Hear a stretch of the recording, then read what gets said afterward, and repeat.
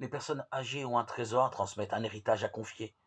Il ne s'agit pas ici d'une somme de connaissances, et encore moins d'une somme d'argent, mais de quelque chose de beaucoup plus précieux, une expérience de vie et de foi.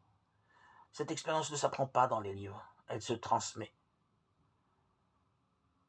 La transmission, qui est la vraie tradition, la transmission concrète du vieux au jeune, cette transmission manque beaucoup aujourd'hui, et toujours plus aux nouvelles générations. La transmission, surtout lorsqu'il s'agit de la foi, est toujours transmission de personne à personne.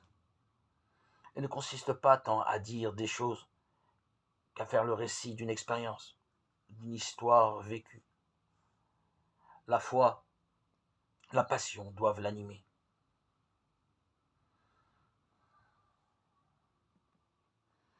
Lorsqu'on s'interroge sur les causes de la rupture entre les générations, nous voyons bien un thème qui revient, la culture du déchet.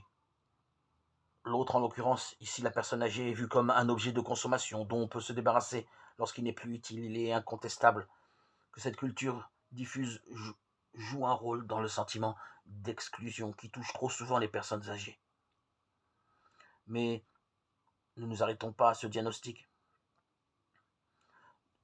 Soyons responsables, personnellement, responsables de chaque âge de la vie pour renouer l'alliance entre les générations.